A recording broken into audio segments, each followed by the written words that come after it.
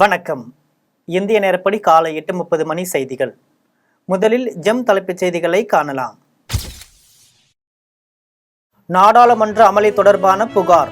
ராகுல் காந்தி மீது டெல்லி போலீசார் எஃப்ஐஆர் பதிவு. உலக செஸ் சாம்பியன் குகேஷ் பொன்னாடை அணிவித்து பாராட்டிய ஆளுநர் RN ரவி. பயங்கரவாதம் இல்லாத ஜம்மு காஷ்மீர் இலக்கை விரைவில் அடைவோம். மத்திய உள்துறை அமைச்சர் அமித்ஷா உறுதி. சென்னை ராமேஸ்வரம் இடையே வந்தே பாரத் ரயில். ரயில்வே அமைச்சரிடம் கோரிக்கை. தென்னாப்பிரிக்கா பாகிஸ்தான் இடையேயான இரண்டாவது ஒருநாள் போட்டி. 81 ரன்கள் வித்தியாசத்தில் பாகிஸ்தான் அணி அபார வெற்றி. நாளை வலுவடையும் காற்றழுத்த தாழ்வு மண்டலம். சென்னை வானிலை ஆய்வு மையம் தகவல். உக்ரைன் விவகாரத்தில் சமரசம் செய்து கொள்ள தயார். ரஷ்ய அதிபர் புதின் அறிவிப்பு. இனி விரிவான செய்திகளை காணலாம். நாடாளுமன்ற அமளி தொடர்பான புகாரின் பேரில் ராகுல் காந்தி மீது டெல்லி போலீசார் எஃப்ஐஆர் பதிவு செய்துள்ளனர். அம்பேத்கர் விவகாரம் தொடர்பாக நாடாளுமன்ற வளாகத்தில் பாஜக மற்றும் இந்தியா கூட்டணி எம்பிக்கள் போராட்டத்தில் ஈடுபட்டனர். அப்போது இரு தரப்பினருக்கும் இடையே நடந்த வாக்குவாதத்தில் தள்ளுமுள்ளி ஏற்பட்டது. இதில் பாஜக எம்பிக்கள் பிரதாப் சந்திர சாரங்கி மற்றும் முகேஷ் ராஜ்புத் ஆகியோர் காயமடைந்தனர். காங்கிரஸ் கட்சியின் மக்களவை எதிர்க்கட்சி தலைவரான ராகுல் காந்தி தன்னை தள்ளிவிட்டதாக பிரதாப் சந்திர சாரங்கி பரபரப்பு குற்றச்சாட்டை கூறினார். ஆனால் இந்த குற்றச்சாட்டை ராகுல் காந்தி மறுத்திருந்தார். இந்த நிலையில் எம்பிக்கள் அளித்த புகாரின் அடிப்படையில் பல்வேறு பிரிவுகளில் மக்களவை எதிர்க்கட்சி தலைவர் ராகுல் காந்தி மீது டெல்லி போலீசார் எஃப்ஐஆர் பதிவு செய்துள்ளனர். உலக செஸ் சாம்பியன் குகேஷுக்கு சென்னையில் உள்ள கவர்னர் மாளிகையில் பாராட்டு விழா நடைபெற்றது. சிங்கப்பூரில் நடந்த உலக செஸ் சாம்பியன்ஷிப் போட்டியில் 14 சுற்றுகள் முடிவில் இந்திய கிராண்ட் மாஸ்டர் குகேஷ் சீனாவின் டிங் லிரனை வீழ்த்தி சாம்பியன் பட்டத்தை வென்றார். இதனைத் தொடர்ந்து குகேஷுக்கு தமிழக அரசு சார்பில் சென்னை கலைவாணர் அரங்கில் பாராட்டு விழா நடைபெற்றது. அப்போது ரூபாய் 5 கோடிக்கான காசோலையை முதலமைச்சர் MK ஸ்டாலின் வழங்கினார். இந்த நிலையில் உலக செஸ் சாம்பியன்ஷிப் பட்டத்தை வென்ற குகேஷுக்கு சென்னை கிண்டியில் உள்ள கவர்னர் மாளிகையில் பாராட்டு விழா நடைபெற்றது. ஆளுநர் RN ரவி தலைமையில் நடைபெற்ற இந்த பாராட்டு விழாவில் செஸ் வீரர் குகேஷ் மற்றும் அவரது பெற்றோருக்கு பொன்னாடை அணிவித்து ஆளுநர் RN ரவி கௌரவித்தார். இந்த விழாவில் பேசிய ஆளுநர் RN ரவி இளம் வயதில் உலக சாம்பியன் பட்டத்தை வென்ற குகேஷ் 140 கோடி இந்தியர்களுக்கும் பெருமை சேர்த்துள்ளார் என்று தெரிவித்தார். பயங்கரவாதம் இல்லாத ஜம்மு காஷ்மீர் இலக்கை விரைவில் அடைவோம் என்று அமித்ஷா தெரிவித்துள்ளார். ஜம்மு காஷ்மீர் பாதுகாப்பு நிலவரம் குறித்து தலைநகர் டெல்லியில் ஆலோசனை கூட்டம் நடைபெற்றது. உள்துறை அமைச்சர் அமித்ஷா தலைமையில் நடைபெற்ற இந்த கூட்டத்தில் ஜம்மு காஷ்மீர் ஆளுநர் மனோஜ் சின்ஹா, உள்துறை செயலாளர், உளவுத்துறை தலைவர், இராணுவ தலைமை தளபதி, ஜம்மு காஷ்மீர் DGP, மத்திய காவல் ஆயுதப்படை தலைவர் உட்பட முக்கிய அதிகாரிகள் கலந்து கொண்டனர். இந்த கூட்டத்தில் பேசிய உள்துறை அமைச்சர் அமித்ஷா பேசியதாவது: பயங்கரவாதத்திற்கு எதிராக பிரதமர் மோடி 0 சகிப்புத்தன்மையை கொண்டுள்ளார் என்றும் பயங்கரவாதம் இல்லாத ஜம்மு காஷ்மீர் இலக்கை விரைவில் அடைவோம் என்று தெரிவித்தார். தொடர்ந்து பேசிய அவர், ஜம்மு காஷ்மீரில் சட்டசபை, நாடாளுமன்ற தேர்தலில் வாக்கு சதவீதம் அதிகரித்துள்ளது. இது ஜனநாயகம் மீது மக்கள் வைத்துள்ள நம்பிக்கையை காட்டுகிறது என்று தெரிவித்தார். தென்னாப்பிரிக்கா பாகிஸ்தான் இடையேயான இரண்டாவது ஒருநாள் போட்டியில் பாகிஸ்தான் அணி அபார வெற்றி பெற்றது. பாகிஸ்தான் கிரிக்கெட் அணி தென்னாப்பிரிக்காவில் சுற்றுப்பயணம் மேற்கொண்டு 3 போட்டிகள் கொண்ட ஒருநாள் தொடரில் விளையாடி வருகிறது. இதில் முதல் போட்டியில் பாகிஸ்தான் வெற்றி பெற்று தொடரில் 1-0 என்ற கணக்கில் முன்னிலையில் இருந்தது. இதனையடுத்து இவ்விரு அணிகளுக்கு இடையிலான இரண்டாவது ஒருநாள் போட்டியில் டாஸ் வென்ற தென்னாப்பிரிக்கா அணி முதலில் பந்து வீசுவதாக அறிவித்தது. தொடர்ந்து முதலில் பேட்டிங் செய்த பாகிஸ்தான் 49.5 ஓவர்களில் அனைத்து விக்கெட்டையும் இழந்து 329 ரன்னுக்கு ஆல் அவுட் ஆனது. இதையடுத்து 330 ரன் எடுத்தால் வெற்றி என்ற இலக்குடன் களம் புகுந்த தென்னாப்பிரிக்கா அணி பாகிஸ்தானின் பந்து வீச்சை தாக்குப்பிடிக்க முடியாமல் அடுத்தடுத்து விக்கெட்டுகளை இழந்து இறுதியில் 43.1 ஓவரில் அனைத்து விக்கெட்டையும் இழந்து 248 ரன்னுக்கு ஆல் அவுட் ஆனது. இதன் மூலம் 81 ரன் வித்தியாசத்தில் வெற்றி பெற்ற பாகிஸ்தான் ஒருநாள் தொடரை கைப்பற்றி அசத்தியது. அம்பேத்கர் குறித்து பேசி பிரச்சனையை ஏற்படுத்திவிட்டு அதில் குளிர்காய்ந்து தங்களுக்கு வேண்டிய சட்டங்களை இயற்றி விடலாம் என்ற எண்ணத்தில் பாஜக செயல்பட்டுள்ளதாக சட்டத்துறை அமைச்சர் ரகுபதி தெரிவித்துள்ளார். புதுக்கோட்டை வடக்கு ராஜ வீதியில் உள்ள மாவட்ட திமுக அலுவலகத்தில் மறைந்த திமுக முன்னாள் பொதுச் செயலாளர் பேராசிரியர் அன்பழகன் பிறந்தநாள் விழாவை முன்னிட்டு அவரது திருவுருவப் படத்திற்கு தமிழ்நாடு சட்டத்துறை அமைச்சர் ரகுபதி, புதுக்கோட்டை சட்டமன்ற உறுப்பினர் முத்துராஜா, திமுக வடக்கு மாவட்ட செயலாளர் செல்லப்பாண்டியன் உள்ளிட்ட ஏராளமான திமுகவினர் மாலை அணிவித்து மரியாதை செலுத்தினர். பின்னர் செய்தியாளர்களை சந்தித்த தமிழ்நாடு சட்டத்துறை அமைச்சர் ரகுபதி, மனிதன் நிதானம் இழந்து விட்டால் எதை வேண்டுமென்றாலும் பேச முடியும். அதேபோல் அமித்ஷா ஆத்திரத்தில் பேசிய பேச்சுக்கள் என்பது அவர் பேசியதன் வெளிப்பாட்டிலேயே தெரியும் என்றும், அம்பேத்கர் குறித்து பேசி பிரச்சனையை ஏற்படுத்திவிட்டு அதில் குளிர்காய்ந்து தங்களுக்கு வேண்டிய சட்டங்களை இயற்றிவிடலாம் என்ற எண்ணத்தில்தான் பாஜக செயல்பட்டுள்ளதாகவும் தெரிவித்துள்ளார். தொடர்ந்து பேசிய இவர் இவ்வாறு தெரிவித்தார். காங்கிரஸ் அரசாகத்தான் மத்தியில் இருந்திருக்கிறதே தவிர பாரதிய ஜனதா கட்சியினுடைய அரசு கிடையாது. மதசார்பற்ற என்கின்ற வார்த்தையை அன்றைக்கு நம்முடைய பாபா சாஹேப் அம்பேத்கர் அவர்கள் சேர்க்க வேண்டும் என்று சொன்னவுடன் அதை சேர்த்தது காங்கிரஸ் கட்சி தான். இன்றைக்கு பாரதிய ஜனதா கட்சி பெற்று இருந்திருந்தால் அந்த மதசார்பற்ற என்கிற வார்த்தையை நம்முடைய அரசியலமைப்பு சட்டத்திலே சேர்க்க விட்டிருக்க மாட்டார்கள். இன்றைக்கு கூட அவருடைய நோக்கம் அந்த மதசார்பற்ற என்பதை எடுக்க வேண்டும் என்பதுதான். எனவே காங்கிரஸ் கட்சி அவமதித்து விட்டது என்று சொல்வதெல்லாம் ஏற்றுக்கொள்ளத்தக்கது அல்ல. அவர்கள் தான் அவருக்குரிய மரியாதை கொடுத்தார்கள். அவர் அதாவது மனிதன் நிதானம் இழந்து விட்டால் எதை வேணாலும் பேச முடியும். அது மாதிரி ஆத்திரத்தில் அவர் பேசிய பேச்சுக்கள் என்பது அவருடைய பேச்சின் வெளிப்பாட்டிலேயே தெரியும். எனவே அவர் சொல்றார், என்னுடைய ஒரு வரியை மட்டும்தான் நீங்கள் எடுத்துக்கிட்டீங்க, மற்றதெல்லாம் பார்க்கவில்லை என்று சொல்லி அந்த ஒரு வரியில் இருக்கிறத எல்லாவற்றிற்கும் பொருத்தமானது ஒன்றாக அமைந்தது.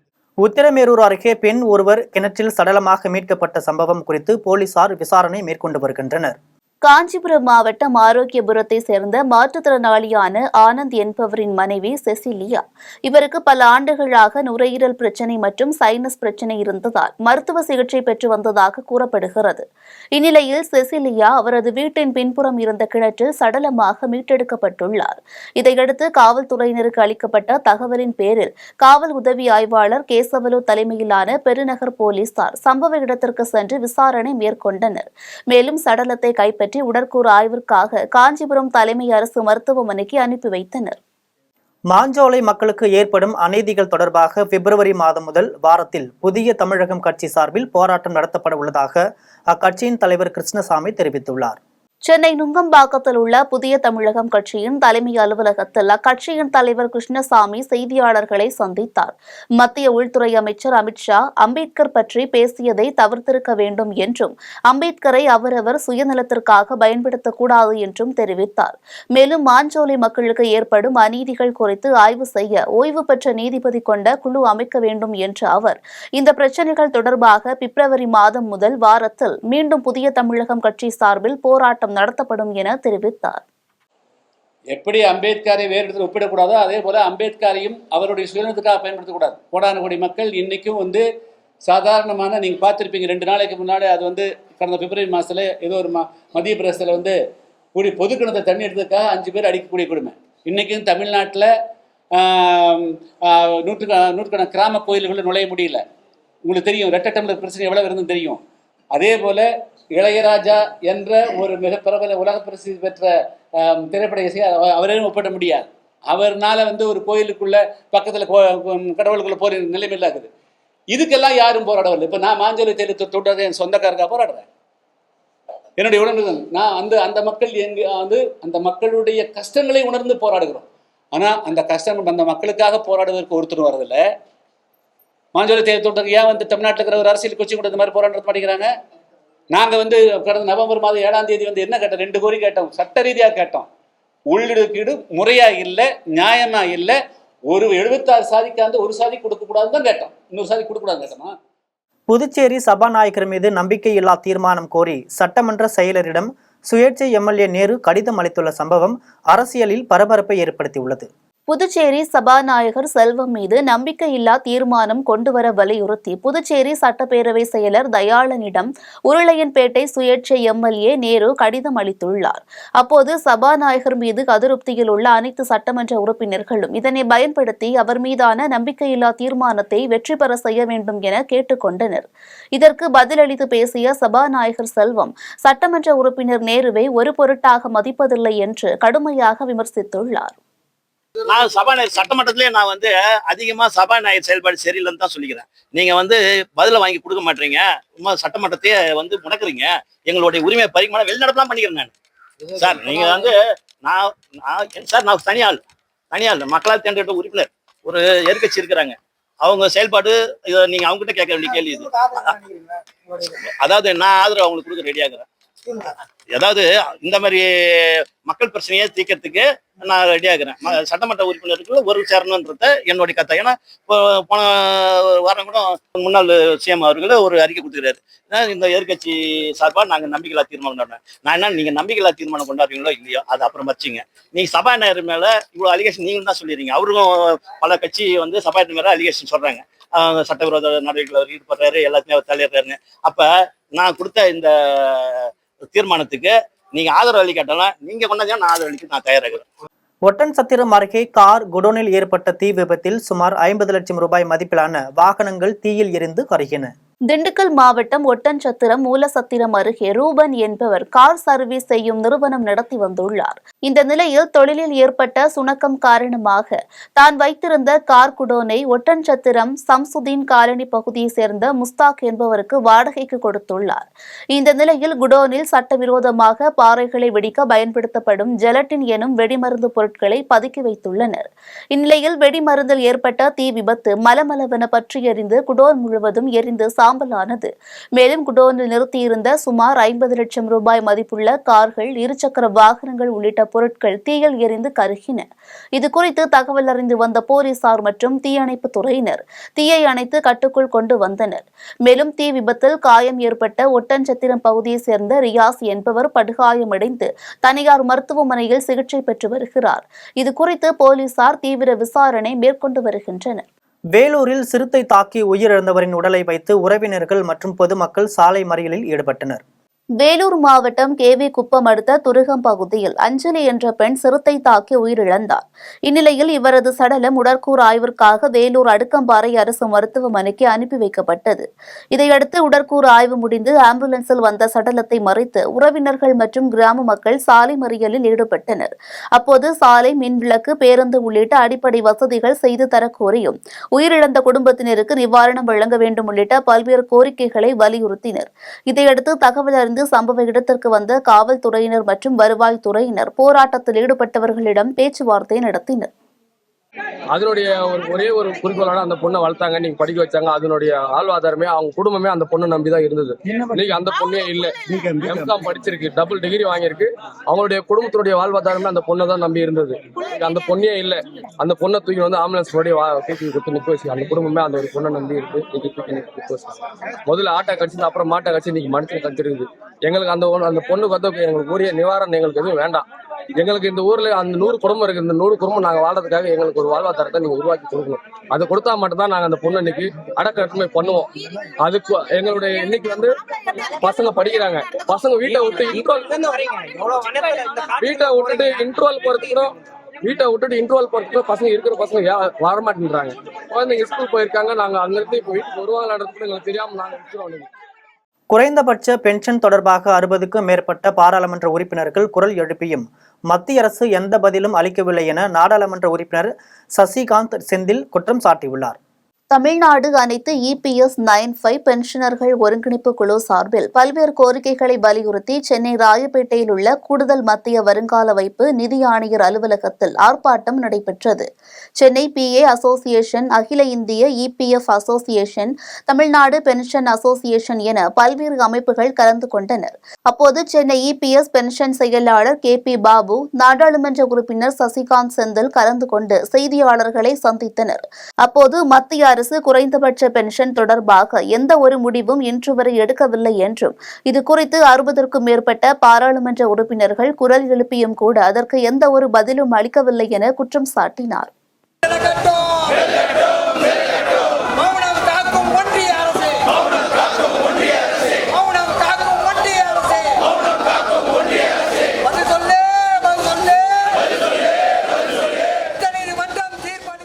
சென்னை ராமாபுரத்தில் முகமூடி அணிந்த மர்ம நபர்கள் கோவில் உண்டியலில் திருடி செல்லும் CCTV காட்சிகள் வெளியாகி பரபரப்பை ஏற்படுத்தியுள்ளது.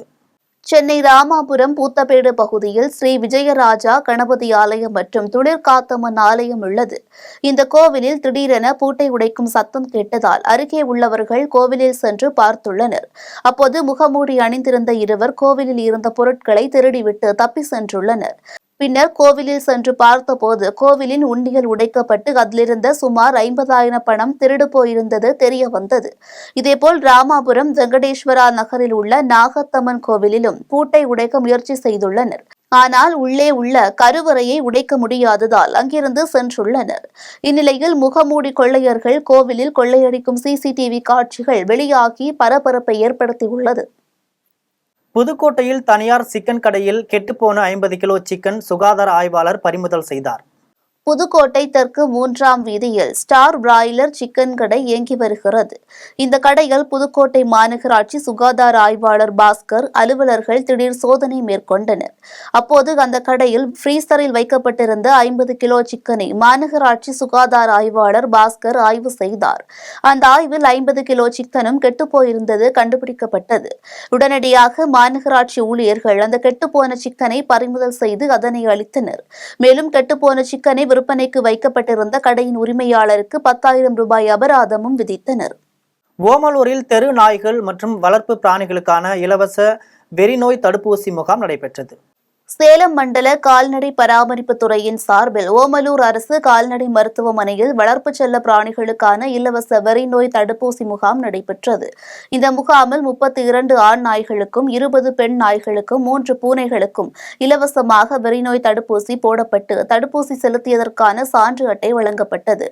தொடர்ந்து ஓமலூர் சிறப்பு நிலை பேரூராட்சிக்குட்பட்ட பகுதிகளில் சுற்றித் திரியும் தெரு நாய்களை பேரூராட்சி ஊழியர்கள் மற்றும் தனியார் பிராணிகள் நல அமைப்பின் உதவியுடன் பிடித்து தடுப்பூசி போடப்பட்டது. மேலும் ஒவ்வொரு தெருவாக சென்று வீட்டில் வளர்க்கும் நாய்கள் மற்றும் தெரு நாய்கள் என மொத்தம் 126 நாய்களுக்கு தடுப்பூசி செலுத்தப்பட்டது. முகாமிற்கான ஏற்பாடுகளை ஓமலூர் கால்நடை மருத்துவமனை மருத்துவர் தயாளன் செய்திருந்தார். இதில் சேலம் மண்டல கால்நடை இணை இயக்குநர் மருத்துவர் பாரதி, முதன்மை கால்நடை மருத்துவர் பரணிதரன், மருத்துவர் வித்யா உள்ளிட்ட பலர் கலந்து கொண்டனர். செய்யாறு பேருந்து நிலையத்தில் சேலம் செல்லும் அரசு பேருந்து பழுதடைந்ததால் பயணிகள் அவதியடைந்தனர். திருவண்ணாமலை மாவட்டம் செய்யாறு அரசு பேருந்து நிலையத்தில் மதியம் 1:30 மணியளவில் காஞ்சிபுரத்தில் இருந்து சேலம் செல்லும் பேருந்து வழக்கமாக இயங்கி வருகிறது. இந்நிலையில் காஞ்சிபுரத்திலிருந்து செய்யாறு வந்த பேருந்து நிலையத்திலிருந்து வெளியே செல்லும் போது திடீரென பழுது ஏற்பட்டது. பின்னர் பயணிகள் மற்றும் பொதுமக்கள் இணைந்து பேருந்தை பின்புறமாக தள்ளி சாலையின் ஓரமாக நிறுத்தினர். பின்னர் செய்யாறு அரசு போக்குவரத்து பணிமனைக்கு தகவல் கொடுத்து பணிமனை மெக்கானிக்குகள் உதவியுடன் பேருந்தை சரி செய்தனர். இந்நிலையில் ஆரணி போக்குவரத்து பணிமனையில் இயக்கப்படும் சேலம், சென்னை, பெங்களூர் மற்ற நகர பேருந்துகளில் அடிக்கடி பழுது ஏற்பட்டு சாலைகளில் நிற்பதாக பொதுமக்கள் குற்றம் சாட்டியுள்ளனர். மேலும் அரசு போக்குவரத்து கழகங்களில் உள்ள பணிமனையில் போதுமான உதிரி பாகங்கள் வழங்கப்படுகிறதா என சமூக ஆர்வலர்கள் கேள்வி எழுப்பியுள்ளனர். திருவண்ணாமலையில் பட்டப்பகலில் இளைஞர் ஒருவரை 2 பேர் சேர்ந்து ஓட விரட்டும் காட்சிகள் இணையத்தில் வெளியாகியுள்ளது.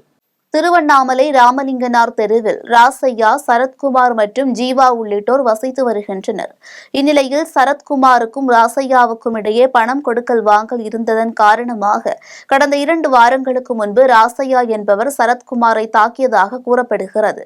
இந்நிலையில் ஆத்திரமடைந்த சரத்குமார் தனது நண்பர் ஜீவாவுடன் சேர்ந்து திருக்கோயிலூர் சாலையில் ராசையாவை ஓட வெட்டியுள்ளனர். இதில் தலை மற்றும் தோள்பட்டையில் படுகாயமடைந்த ராசையா திருவண்ணாமலை அரசு மருத்துவக் கல்லூரி மருத்துவமனையில் தீவிர சிகிச்சை பிரிவில் அனுமதிக்கப்பட்டுள்ளார். இந்த சம்பவம் குறித்து திருவண்ணாமலை நகர காவல்துறையினர் வழக்கு பதிவு செய்து தலைமறைவாக உள்ள சரத்குமார் மற்றும் ஜீவாவை தேடும் பணியில் ஈடுபட்டுள்ளனர். ஆரணி மருத்துவமனையில் உடற்கூறாய்வுக்கான அடிப்படை வசதி இல்லை என கூறி உயிரிழந்தவரின் உறவினர்கள் போராட்டத்தில் ஈடுபட்டனர். திருவண்ணாமலை மாவட்டம் ஆரணி டவுன் பகுதியைச் சேர்ந்த தினேஷ் என்பவர் வேலூரில் உள்ள தனியார் மருத்துவமனையில் ஆய்வக டெக்னீஷியனாக பணிபுரிந்து வருகிறார். இந்நிலையில் வேலைக்கு செல்வதற்காக 2 சக்கர வாகனத்தில் சேவூர் கிராம பேருந்து நிறுத்தம் அருகில் சென்றபோது நிறுத்தி வைக்கப்பட்டிருந்த லாரியில் மோதி நிலை தடுமாறி கீழே விழுந்தார். அப்போது பின்னால் வந்த பால் டேங்கர் லாரி தினேஷின் மீது ஏறியதில் சம்பவ இடத்திலேயே உடல் நசுங்கி உயிரிழந்தார். இதையடுத்து உயிரிழந்த தினேஷின் உடலை ஆரணி மருத்துவமனைக்கு எடுத்து சென்ற போது அங்கு உடற்கூறு ஆய்வுக்கான உபகரணங்கள் இல்லை என மருத்துவர்கள் தெரிவித்தனர். இதனால் ஆத்திரமடைந்த தினேஷின் உறவினர்கள் மருத்துவமனையை முற்றுகையிட்டு போராட்டத்தில் ஈடுபட்டனர். பின்னர் 3 மணி நேர போராட்டத்திற்கு பிறகு தினேஷின் உடல் வேலூர் அடுக்கம்பாறை அரசு மருத்துவமனைக்கு எடுத்துச் செல்லப்பட்டது. இதன் காரணமாக ஆரணி அரசு மருத்துவமனையில் 3 மணி நேரத்திற்கும் மேலாக பரபரப்பு காணப்பட்டது. 9 அம்ச கோரிக்கைகளை வலியுறுத்தி ஜனவரி மாதம் வேலை நிறுத்த போராட்டம் நடத்த உள்ளதாக தமிழ்நாடு நில அளவை அலுவலர்கள் சங்கத்தின் மாநில துணைத் தலைவர் முருகேசன் தெரிவித்துள்ளார். தமிழ்நாடு நில அளவை அலுவலர்கள் சங்கத்தின் மாவட்ட தலைவர் சங்கர் தலைமையில் 9 அம்ச கோரிக்கைகளை வலியுறுத்தி மாவட்ட ஆட்சியர் அலுவலகத்தின் நுழைவாயில் முன்பு கவன ஈர்ப்பு ஆர்ப்பாட்டம் நடைபெற்றது. அதில் நில அளவை பதிவேடுகள் துறையில் மிக முக்கியமான அடிப்படை பணியாக உள்ள புல உதவியாளர்கள் பணியிடங்களை காலமுறை ஊதியத்தில் பணி நியமனம் செய்ய வேண்டும், ஆய்வாளர் துணை ஆய்வாளர் ஊதிய முரண்பாட்டை கலைத்திட வேண்டும் உள்ளிட்ட 9 அம்ச கோரிக்கைகளை வலியுறுத்தி கோஷங்கள் எழுப்பப்பட்டது. கோரிக்கைகள் நிறைவேறாத பட்சத்தில் வரும் ஜனவரி 23 மற்றும் 24ஆம் தேதிகளில் வேலைநிறுத்த போராட்டத்தில் ஈடுபட போவதாக மாநில துணைத் தலைவர் முருகேசன் தெரிவித்துள்ளார்.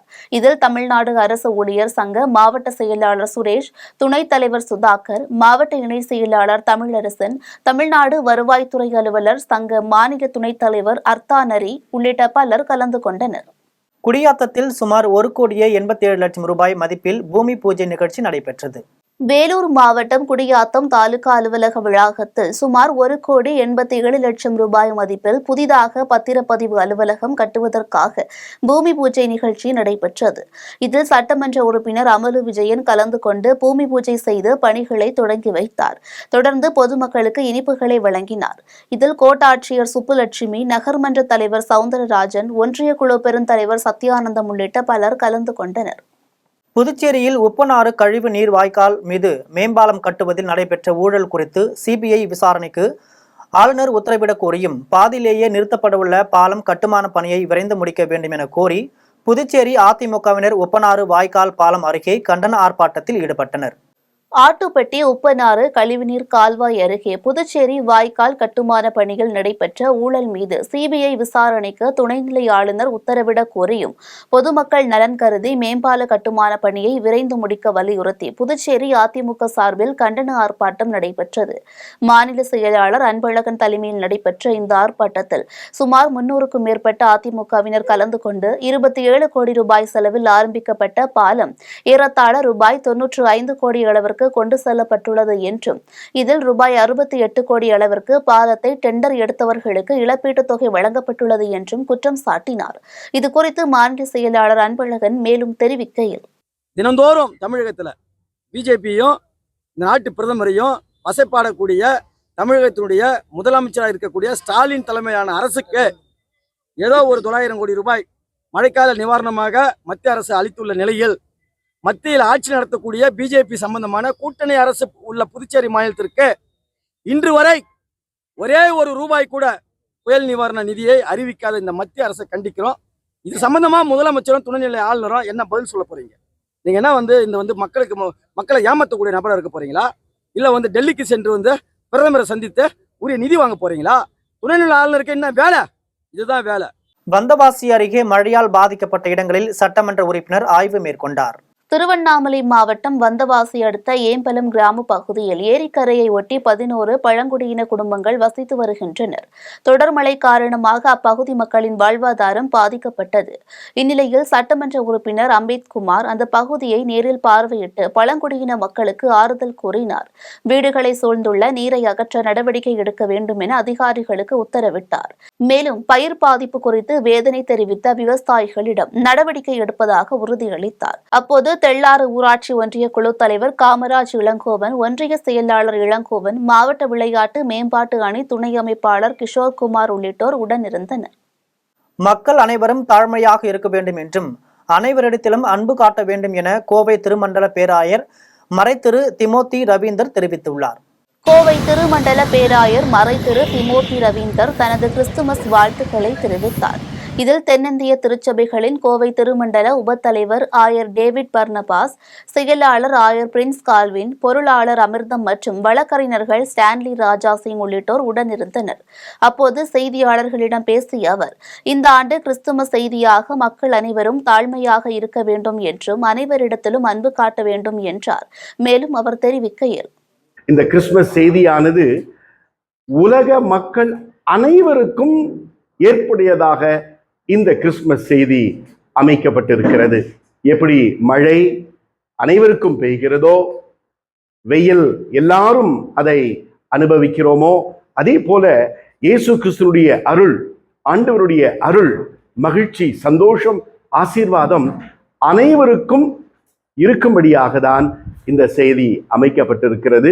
ஒற்றுமையாக வாழ்ந்து நம்முடைய தமிழ்நாட்டிலே நம்முடைய இந்திய நாட்டினுடைய பிரஜைகளாக சிறந்த குடிமக்களாக கடவுள் நம்மை வாழ்த்தும்படியாகவும் நம்மை ஆசீர்வதிக்கும்படியாகவும் இந்த கிறிஸ்மஸ் காலத்தினுடைய இந்த 3 செய்திகள் நம்முடைய வாழ்க்கையிலே ஒரு ஏற்றத்தை தர கடவுள் நம்ம எல்லாரையும் உங்கள் எல்லாரையும் வாழ்த்தி ஆசீர்வதிப்பாராக. ஆமேன். பெரியகுளம் பாலசாஸ்தா ஐயப்பன் திருக்கோவிலில் 40வது ஆண்டு அன்னதான விழா வெகு விமர்சையாக நடைபெற்றது. தேனி மாவட்டம் பெரியகுளத்தில் அமைந்துள்ள பாலசாஸ்தா ஐயப்பன் திருக்கோவிலில் 40வது ஆண்டு அன்னதான விழா வெகு விமரிசையாக நடைபெற்றது. விழாவை முன்னிட்டு ஐயப்பன், பரமசிவன், பார்வதி வேடம் அணிந்தவர்களின் ஊர்வலம் நகரின் முக்கிய வீதிகள் வழியாக சென்று அங்கிருந்து திருக்கோவிலை அடைந்தது. அதன் பின்னர் ஐயப்ப சுவாமிக்கு சந்தனம், குங்குமம் உள்ளிட்ட அபிஷேக பொருட்களால் நெய் அபிஷேகம், பாலாபிஷேகம் உள்ளிட்ட சிறப்பு பூஜைகள் செய்யப்பட்டது. பின்னர் பெரியகுளம் காவல்துறை கண்காணிப்பாளர் நல்லூர் அன்னதானத்தை துவக்கி வைத்தார். இதில் ஏராளமான ஐயப்ப பக்தர்கள் கலந்து கொண்டு சாமி தரிசனம் செய்தனர். மத்திய உள்துறை அமைச்சர் அமித்ஷாவை கண்டித்து தமிழகத்தின் பல்வேறு பகுதிகளில் நடைபெற்ற ஆர்ப்பாட்டங்களை ஒரு சிறிய தொகுப்பாக காணலாம். நாடாளுமன்றத்தில் உரையாற்றிய உள்துறை அமைச்சர் அமித்ஷா அம்பேத்கர் குறித்து அவதூறாக பேசிய நிலையில் அவர் பதவி விலக வேண்டும் என்றும் நாட்டு மக்களிடம் மன்னிப்பு கேட்க வேண்டும் உள்ளிட்ட கோரிக்கைகளை வலியுறுத்தி சென்னை அண்ணா சாலை தர்கா அருகில் ஆர்ப்பாட்டம் நடைபெற்றது. தமிழ்நாடு காங்கிரஸ் கமிட்டி முன்னாள் தலைவர் KV தங்கபாலு தலைமையில் நடைபெற்ற இந்த ஆர்ப்பாட்டத்தில் 100க்கும் மேற்பட்ட காங்கிரஸ் நிர்வாகிகள் கலந்து கொண்டு அமித்ஷா உருவ பொம்மையை எரித்தனர். பின்னர் செய்தியாளர்களை சந்தித்த KV தங்கபாலு இவ்வாறு தெரிவித்தார். உள்துறை அமைச்சரும் மக்கள் மன்றத்திலும் நாடாளுமன்றத்திலும் பேசுவது மிக கண்ணிய குறைவான ஒன்று. ஆகவேதான் தலைவர் கார்கே அவர்களும் தலைவர் ராகுல் காந்தி அவர்களும் இந்தியா கூட்டணியின் தலைவர்களும் ஒருங்கிணைந்து நேற்று நாடாளுமன்றத்திலே பிரதமருக்கு எதிராக, அமித்ஷாவுக்கு எதிராக கண்டனத்தை பதிவு செய்திருக்கிறார்கள். நம்முடைய காங்கிரஸ் கட்சியின் சார்பில், இந்தியா கூட்டணி சார்பில் இந்தியா முழுவதும் இன்றைக்கு தலைவர் அம்பேத்கருக்கு ஆதரவாக குரல் கொடுத்துக் கொண்டிருக்கிறோம். வீதியை வந்து போராடி கொண்டிருக்கிறோம். அம்பேத்கருடைய புகழுக்கு எதிராக யார் செயல்பட்டாலும் அதை காங்கிரஸ் கட்சி ஒருபோதும் அனுமதிக்காது என்பதற்கு அடையாளமாகத்தான் தமிழகத்திலும் இன்றைக்கு தமிழ்நாடு காங்கிரஸ் தலைமையில், தமிழ்நாடு காங்கிரஸ் ஏற்பாட்டில் இந்த ஆர்ப்பாட்டம் நடந்து கொண்டிருக்கிறது. சேலம் மாவட்டம் ஓமலூர் அண்ணா சிலை அருகே உள்துறை அமைச்சர் அமித்ஷாவை கண்டித்து கிழக்கு ஒன்றிய செயலாளர் OM ரமேஷ் தலைமையில் ஏராளமான திமுக நிர்வாகிகள் கண்டன ஆர்ப்பாட்டம் நடத்தினர். இதில் அம்பேத்கரை அவமதித்த பாஜகவின் சர்வாதிகாரி அமித்ஷா பதவி விலக வேண்டும் என கண்டன கோஷங்களை எழுப்பினர். கடலூர் மைய மாவட்ட செயலாளர் நீதிவள்ளல் தலைமையில் 100க்கும் மேற்பட்டோர் விருத்தாச்சலம் பாலக்கடையில் அம்பேத்கர் சிலை முன்பு உள்துறை அமைச்சர் அமித்ஷாவின் திருவுருவ பொம்மையை எரித்து செருப்பு விளக்குமாறு கொண்டு அடித்து கண்டன முழக்கமிட்டு போராட்டம் செய்தனர். இதில் நகர செயலாளர் முருகன், வழக்கறிஞர் காந்தி உள்ளிட்ட 100க்கும் மேற்பட்ட VCKவினர் பங்கேற்றனர். மேலும் மத்திய அமைச்சர் அமித்ஷாவை கண்டித்து சேலத்தில் ரயில் மறியலுக்கு முற்பட்ட 40க்கும் மேற்பட்ட VCKவினர் போலீசார் கைது செய்தனர். மேலும் மத்திய அமைச்சர் அமித்ஷாவை கண்டித்து சேலத்தில் ரயில் மறியலுக்கு முற்பட்ட 40க்கும் மேற்பட்ட VCKவினரை போலீசார் கைது செய்தனர். மேலும் வீரநாகவர், தெடாவூர், தலைவாசல் உள்ளிட்ட பகுதிகளிலும் கெங்கவல்லி பேரூராட்சி அலுவலகம் முன்பு திரண்ட திமுகவினர் தங்களது எதிர்ப்பை தெரிவித்து கோஷங்களை எழுப்பினர். சிவகங்கை மாவட்டம் தேவக்கோட்டை நகராட்சி அலுவலகம் முன்பு திமுக நகர செயலாளர் பாலமுருகன் தலைமையில் திமுக கவுன்சிலர்கள், கட்சியின் முக்கிய நிர்வாகிகள், பொறுப்பாளர்கள், தொண்டர்கள் என 50க்கும் மேற்பட்டோர் கண்டன கோஷங்களை எழுப்பி ஆர்ப்பாட்டத்தில் ஈடுபட்டனர். வேலூர் மாவட்டம் குடியாத்தம் நகர திமுக சார்பில் புதிய பேருந்து நிலையம் அருகில் நகர செயலாளர் சவுந்தரராஜன் தலைமையில் கண்டன ஆர்ப்பாட்டம் நடைபெற்றது. இதில் குடியாத்தம் சட்டமன்ற உறுப்பினர் அமலு விஜயன், திமுக ஒன்றிய செயலாளர்கள் சத்யானந்தம், கல்லூர் ரவி உள்ளிட்ட திமுகவினர் கலந்து கொண்டு மத்திய அமைச்சர் அமித்ஷாவை கண்டித்து கண்டன கோஷங்களை எழுப்பினர். புதுச்சேரி மாநிலம் காரைக்கால் மாவட்டத்தில் 100க்கும் மேற்பட்ட VCKவினர் மத்திய உள்துறை அமைச்சர் அமித்ஷாவை கண்டித்து காரைக்கால் சென்னை தேசிய நெடுஞ்சாலையில் சாலை மறியலில் ஈடுபட்டனர். இதையடுத்து போராட்டக்காரர்களை காவல்துறையினர் கைது செய்தனர். இதேபோல் ஆவடி கிழக்கு பகுதி நகர செயலாளர் பேபி சேகர் தலைமையில் 20க்கும் மேற்பட்ட திமுகவினர் பங்கேற்று அமித்ஷா பதவி விலக வேண்டும் எனவும் அவரை கைது செய்ய வேண்டும் என வலியுறுத்தி அமித்ஷாவின் புகைப்படங்களை சாலையில் வீசி செருப்பு கால்களில் மிதித்து போராட்டத்தில் ஈடுபட்டனர். இதில் ஆவடி மாநகராட்சி மேயர் உதயகுமார், 7வது வார்டு மாமன்ற உறுப்பினர் ஜெயப்பிரியா, சரவணன் மற்றும் 8வது வார்டு மாமன்ற உறுப்பினர் சக்திவேல் உள்ளிட்ட கட்சி நிர்வாகிகள் பலர் திரளாக கலந்து கொண்டனர். தருமபுரி மாவட்டம் பாப்பிரெட்டிப்பட்டி பேருந்து நிலையத்தில் விசிகாவினர் அமித்ஷாவின் திருவுருவ பொம்மைக்கு தீ வைத்து கொளுத்தி கொடும்பாவியை எரித்தனர். இதனை கண்டிக்க வந்த போலீசாருக்கும் விசிகாவினருக்கும் இடையே தள்ளுமுள்ளு ஏற்பட்டது. மீண்டும் ஜெம் தலைப்புச் செய்திகள். நாடாளுமன்ற அமளி தொடர்பான புகார், ராகுல் காந்தி மீது டெல்லி போலீசார் எஃப்ஐஆர் பதிவு. உலக செஸ் சாம்பியன் குகேஷ் பொன்னாடை அணிவித்து பாராட்டிய ஆளுநர் RN ரவி. பயங்கரவாதம் இல்லாத ஜம்மு காஷ்மீர் இலக்கை விரைவில் அடைவோம், மத்திய உள்துறை அமைச்சர் அமித்ஷா உறுதி. சென்னை ராமேஸ்வரம் இடையே வந்தே பாரத் ரயில், ரயில்வே அமைச்சரிடம் கோரிக்கை. தென்னாப்பிரிக்கா பாகிஸ்தான் இடையேயான 2வது ஒருநாள் போட்டி, 81 ரன்கள் வித்தியாசத்தில் பாகிஸ்தான் அணி அபார வெற்றி. நாளை வலுவடையும் காற்றழுத்த தாழ்வு மண்டலம், சென்னை வானிலை ஆய்வு மையம் தகவல். உக்ரைன் விவகாரத்தில் சமரசம் செய்து கொள்ள தயார், ரஷ்ய அதிபர் புதின் அறிவிப்பு. இத்துடன் ஜெம் செய்திகள் நிறைவடைகின்றன. மீண்டும் ஜெம் செய்திகள் மதியம் 1:30 மணிக்கு. உடனுக்குடன் செய்திகளை காண GemLive.tv என்ற இணையதளத்தில் இணைந்திருங்கள். நன்றி, வணக்கம்.